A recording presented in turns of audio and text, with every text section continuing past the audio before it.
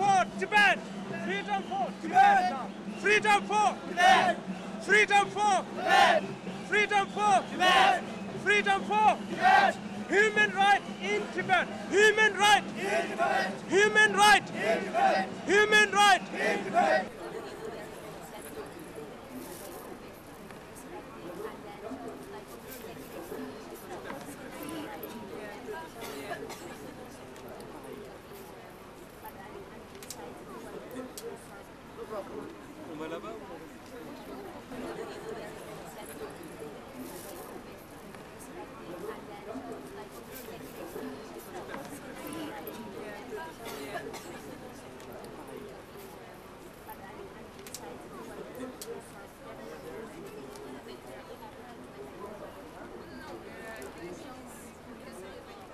We have to say that the Universal Declaration, including many of its aspects like education, imposing one education on all, one language on all, one meaning for all, is a very big threat to humanity.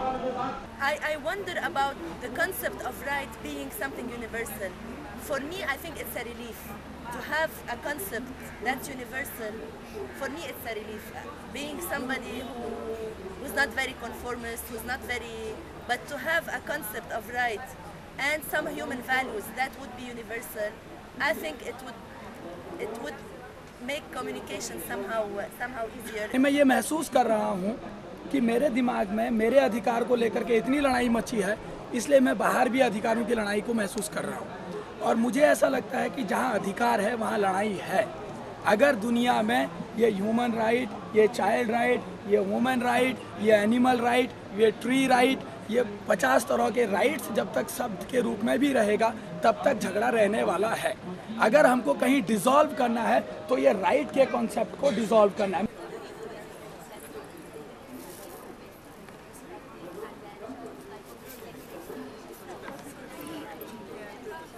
Of all the religious textures, the Bhagavad Gita of Hindus have been misinterpreted in different dimensions. The Quran has been misinterpreted in various different situations. The Bible has been misinterpreted. So there is no wonder that Universal Declaration of Human Rights can be misinterpreted in various ways. What I think differentiates the Universal Declaration from other scriptures is that Universal Declaration is quite open for amendments. You can, it's very clearly mentioned, the spirit of the Universal Declaration is more important than the words. So the words can be misinterpreted, but the spirit cannot be. And the spirit is very clearly talking about the human dignity and pluralism. It's only open for amendments by the UN system. It's not open. Where's the space for open for amendments by people? What's the process? Looking at it as a democratic system, then it's a... No, but it's not a democratic system. That's what we're trying to say, is that it's not a democratic system. We see that it's not a democratic system. The majority of states in the world are not democratic states. So how can you claim that? It doesn't really help when you say, for example, okay, we can amend it. We can really discuss it. It's already too late. Because now you can discuss it from now another 20 years. Who's going to listen to you?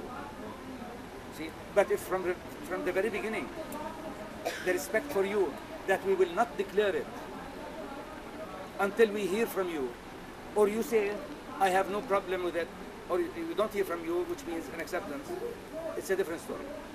But the fact that it was declared the way it was declared, in the absence of people had no discussion, no opinion before it was declared, it means a basic violation was done. There are things that are good to concern. There are things that are very good to put up, particularly in a country like India, for instance. There are several very progressive measures that you would never have them if you went through a process of consultation. You would never ever have an acceptance of that by the majority within each of the religions, for instance. We have had examples here where entire communities actually have backtracked on their social development purely because onus of change was put back onto them. You know, Shah Banu case is a very interesting example of a progressive legislation being put back into storage. So unless certain number of measures are actually put up which are progressive, And then a process of community mobilization to accept those, because they actually do represent a progress and evolution from a position which was there before, would be desirable. But this populist kind of a thing, getting a participation from majority, would never bring about progressive legislation. Particularly if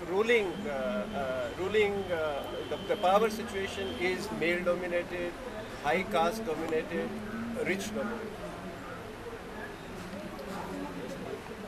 That's true with the election process also, because it's the whole society is male dominated, it's caste dominated. But for 50 years we have been believing in this democracy and making prime ministers and running the country through this process only. So that argument. Yeah. So one thing, anything that is to be called universal declaration has to be arrived at universally.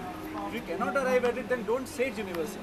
Then say that it's by these people who have thought this is good for the rest of the other people, and that's it. We can't say universal unless we universally agree on it. In this forum, we can't go out and say something which is agreed by 5 people and say that the whole forum agrees to it. see, the universality also recognizes that there is an access. There is an access to informed choice. There is an access to proper information. There is an access to people actually knowing what appropriate one choice means vis-a-vis the other choice. So in absence of actually creating an infrastructure which can provide you that, you can't really make informed decisions, right? So so you can't possibly wait 100 years for that to happen, or 50 years for that to happen. For till that time, then who's going to decide? No, so If it's going to take 100 years to... So no, but we have a situation where you can. I mean, in India we have had several progressive legislations, for instance, that have come up, where community mobilization has happened to make them acceptable. It's a kind of another kind of a process where you create an image and say, look, this image is better than what we have had before, and let's go for it, rather than going through a sort of a very abstract process of image finding, where people don't really know and they don't allow you to sort of, in fact, even imagine that image or draw that image. I just feel that unless the process is done, like involving the community, and it comes from like the community, it's deep into the community. Those things will not really, be substantial. So the point of saying a universal declaration is that you take the effort, you speak to everybody, and maybe in the end you find that you cannot come on a universal thing. But if you find, then it's okay.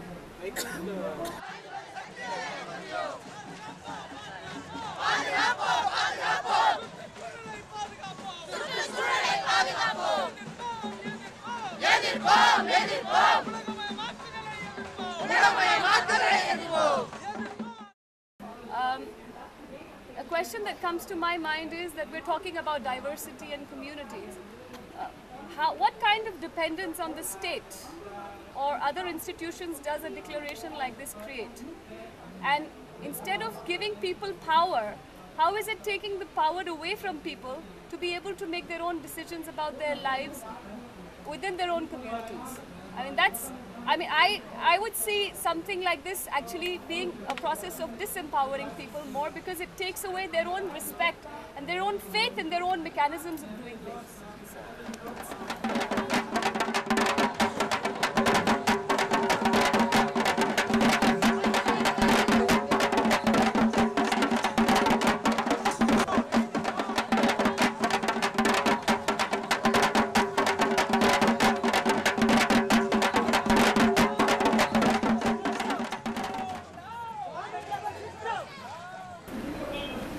Every nation, every country, every community, they have their diverse way of living, of interacting, doing. So can a right be equally applicable everywhere in the world, every part of the world? But I'm again confused, if not. So what can be that frame, what can be that mechanism which can ensure the human relationship across the world on equal basis? For me, one of the essential principles of learning or aspects of human learning is to have the space to make mistakes. And out of that sense of mistakes to grow. And I would relate that to, there are notions or traditions that exist outside of the Universal Declaration of human rights which respect that space in other kinds of ways. For example, I'll share something from our own tradition, from the Jain tradition. We have something which has nothing to do with the state or the market. We have annually, we use the word shama. We get together, we have a period of fasting. This is in many traditions. After that period, we go and ask forgiveness. If I've done anything to harm you, if I've done anything to hurt you, if I've done anything to offend you, if I've done anything to devalue you, please forgive me. So that this has nothing, no state, no government, no declaration has ever told us we have to do this. But I come from a culture where the society has a right, it's a very democratic right that the entire society has to kill a girl or a boy because they are getting married because they are from different castes. It's a very democratic right that both the castes have, and both can kill the boy and the girl because they are they want to marry each other. That's a cultural right for me. So, as a human value, is that acceptable? I think it's not. And therefore, the basic right to life is the basic right which is available to everyone. If any cultural right goes against that, it is not acceptable. So, if that's a traditional right offered to me to kill another person, that's not acceptable. And I think the cultural rights also have to be looked in that perspective, which is acceptable universally. And when I say universal, it doesn't mean that it's a universal right, but for me, universal means it's a right available to each and every person for all the time. Even if you say you have the right to live, what does it mean? Or you have the right not to kill or not to the life, to honor your life. But your culture doesn't understand this. It understands in a different way. It understands that it frees. I don't know. There are many different examples. So what's the point of having one big thing if the how is different? And if we stay with the how, then we come to what Sonia was saying. Then we have to describe everything in a very detailed way. And then you are imposing again, not allowing people to choose. I'm mostly against like taking anybody's life, but to say that honor killing is wrong and a death penalty in Texas is right, that's problematic. I mean, so that's where universality. I can question any legal system taking anybody's right. That legal system is also a group. It's taking somebody's life. So somewhere the West accepts that and sees the Oriental kind of a thing as a problematic thing. If you're against taking anybody's life, then totally stop death penalty, in at least your system. Appreciate a conversation that includes people and traditions from all over the world. And I think I agree that communities need to make decisions, and I really appreciate the thinking behind your argument that if we're not involved in a process, then the process really becomes illegitimate and the imposition becomes illegitimate. The question, in these communities, who is making the decisions? Who decided the honor killings? Do you think that women in communities would make a decision to kill other women? I don't think so. So how do we get beyond the argument being presented here that these are impositions from the West when in fact the answer is to come to communities where the impositions might even be more horrible because they're exacting the life of women? That's what I don't get. Can someone help me understand? I'll just say something. We have to question every imposition. If the imposition in a community is from a male or patriarchal system, we have to question that also, and we have to question an imposition which is brought on the whole world from US. So all impositions have to be questioned. The people who are saying that that is questionable, that doesn't mean they agree with the honor killing. They agree with, that kind of male-dominated system. They are questioning that also. But I think it's better to have human rights as they are now, which are good, than having nothing, because we only want something perfect. Why do you just said, without the Universal Declaration of Human Rights, we have nothing else. That's what I would like to challenge. Right.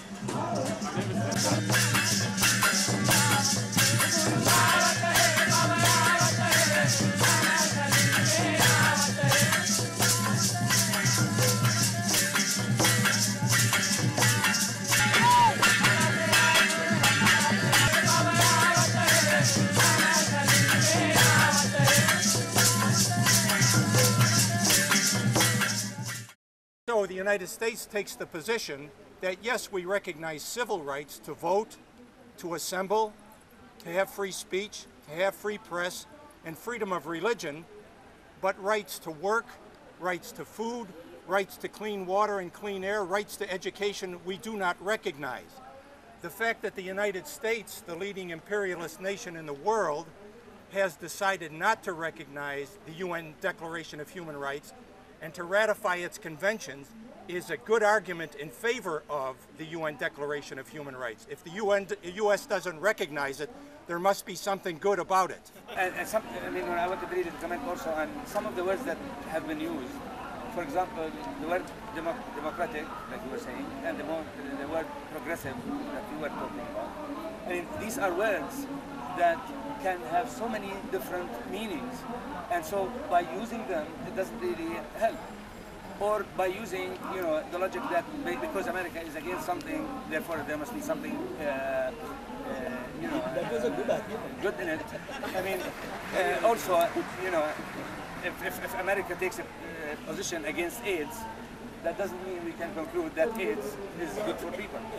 So, I mean, we cannot use that argument or that logic. So all what I'm saying is, the basic violation I find is when somebody thinks for somebody else and gives himself the right to say what is good for the other.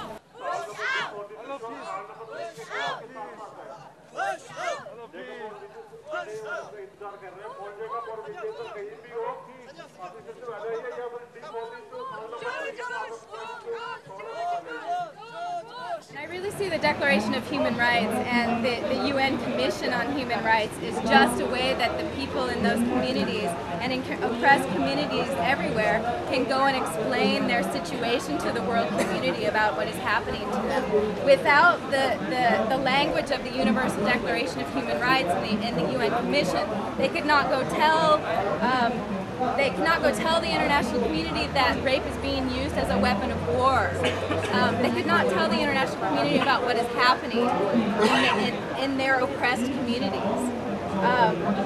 So I think that the UN Declaration of Human Rights, I mean, there are definitely faults to it, and that it definitely needs to be criticized and added to in terms of like cultural heritage and things that are very important in culture. But we need to have some kind of system and some kind of language and some kind of idea of what is good for communities and what is good for individual people and what is really, really wrong.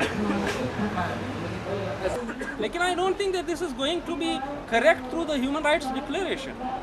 Again, I would like to support Munir's point that it would be correct by the collective action of that community. And by the collective action of that community. From the 50 years of this Human Rights Declaration, I was last year in Pakistan. I'm from Pakistan.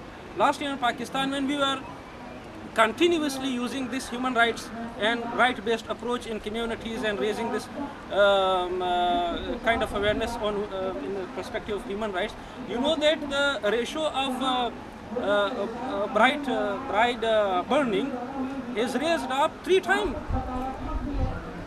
3 times it raised up.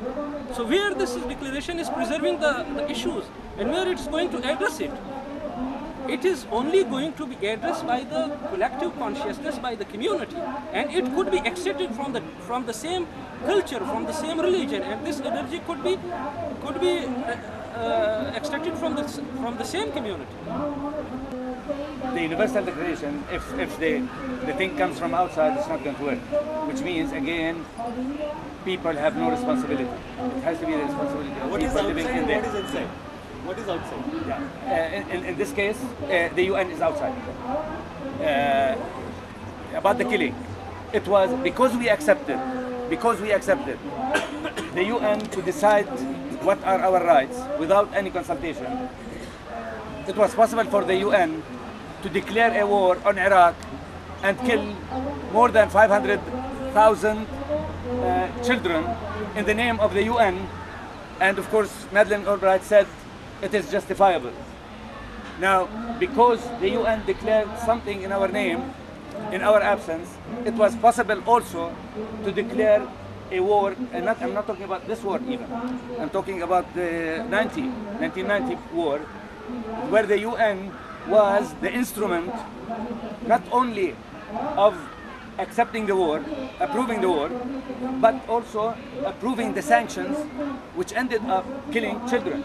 what are these? Who did that? I mean, isn't the universal the acceptance of the UN to decide for us is the reason? Because we accepted it before, and we accepted it before on something that maybe talked about rights.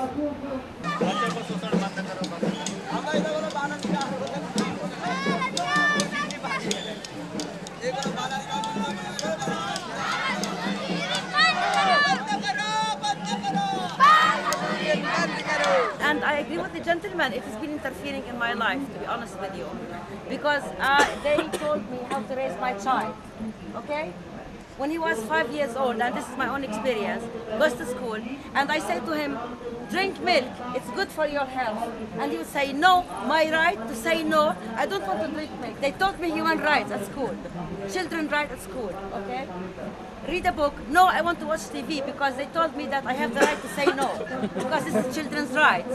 You may all think that I'm the most undemocratic or unprogressive person, what I'm going to say, but it's in relation to the Human Rights Declaration, which says that all children must compulsorily go to school.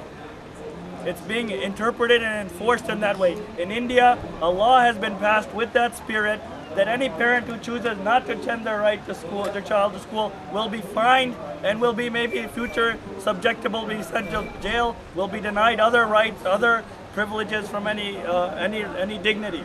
And so what I'm saying is, schooling today is one of the most undemocratic institutions in the world. The whole formation of knowledge, the whole centralization of it, the whole authoritarian structure is undemocratic. And if you force me to send my child there and call it that I'm a violator of human rights, that's where I start to have a problem. So I would like to put this is a very real dilemma, because the whole idea of education has been defined and is being imposed, and my right to define it for myself, for my family, has been taken away from me. And today I'm subject to being fined and put into jail for that.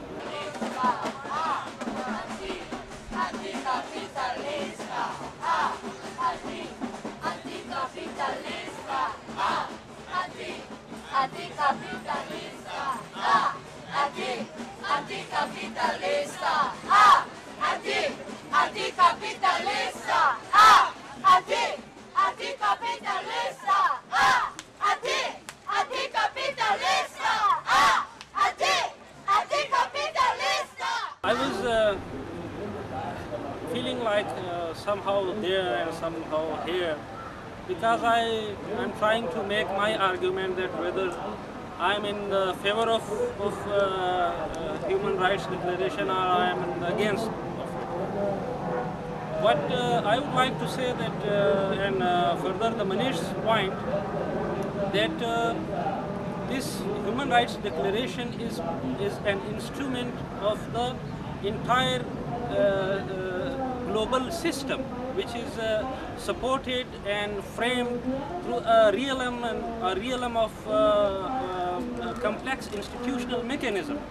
And UN is the leading institution which is leading the entire this unequal and exploitative situation. So I would like to argue here that even I'm not in the favor of this institutional setup, and therefore I would not like to accept the declaration of the institution which is there and which is claiming that they are pro-people and they are just for preserving human rights, and they are just there to reserve nations and to conserve diversity. So this is I think we should see it in the entire context. That what is the context behind it? I use this rule myself. I am only suggesting it for everybody. To understand the value of something, just imagine a situation if it's not there. So my understanding would be that given the global community of human beings, if it can be called a community, I think if a UN-like structure were not there, we would need something like a UN-like structure. Suppose that the UN is not there. I remember, again, maybe my experience tells me something.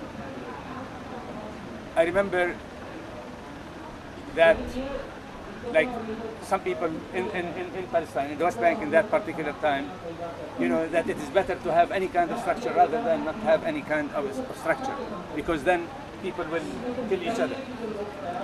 I lived 2 times with institutions being either closed totally or paralyzed totally.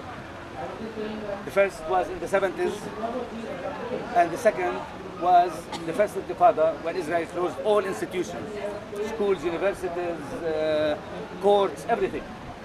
I have never seen the Palestinian community flourish as much as when institutions were paralyzed. Because people then said, if the institutions are paralyzed, it is obviously, it's our duty to do what needs to be done. It is our duty to run our own affairs.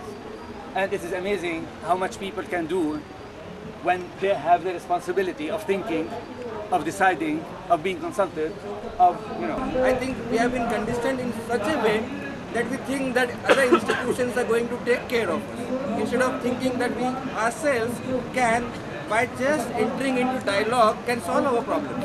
I think that is the first thing that we should start thinking. मैं आपको एक कहानी सुनाता हूँ। मैं देश में बहुत घूमता हूँ। एक बार मेरे दिमाग में डर बैठ गया कि मेरा सामान चोरी हो सकता है। हर समय मुझे रिक्शा वाला ठग रहा है, मुझसे ज़्यादा पैसा वसूल कर रहा है, इसने मुझसे ज़्यादा पैसा वसूल कर लिया। ऐसा क्योंकि मेरी ये एजम्पशंस थी कि दुनिया में सब बेईमान है, तो कोई भी मुझको ठग सकता है। मैं बहुत दुखी था। एक दिन मुझे एकाएक एक विचार आया कि नहीं, दुनिया में सब अच्छे लोग हैं, मुझको कौन उल्लू बना सकता है। दैट डे मेरा वो डर अपने आप गायब हो गया और मैं काफ़ी रिलैक्स हो गया। So I mean, let's not be, you know, think of the UN as a savior. It's not a savior. The only savior is the fabric that can be formed among people in their own communities, and the fabric among people across borders. And I think this is one of the ways. I mean, imagine something like this happening over the coming 20 years of what are our rights, where people from different nations, not only in the same communities, but also from different communities, if we are serious and we respect people, to really meet and talk about that, then I'm sure that people are always right, which means they will always come to the conclusion that is best for people, because they are going to pay the price. Governments don't pay the price of their mistakes. We do. I do believe that it is really a matter of faith in people. This is the final thing, and the Universal Declaration says we cannot have faith in people. We have to have a policeman in every institution, a policeman, not only a policeman with arms, but policeman with ideas, you know, to tell us you are wrong and you are right, and I have the right to tell you.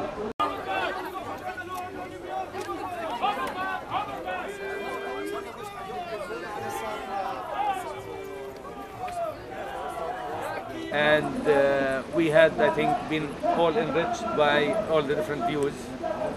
And obviously, like food, we will digest it, each one will digest it in his or her own way. And that is exactly what we are asking for. Everybody will digest what took place here in a way that really is healthy for the person. And we hope that such discussions will continue in the future. Thank you very much.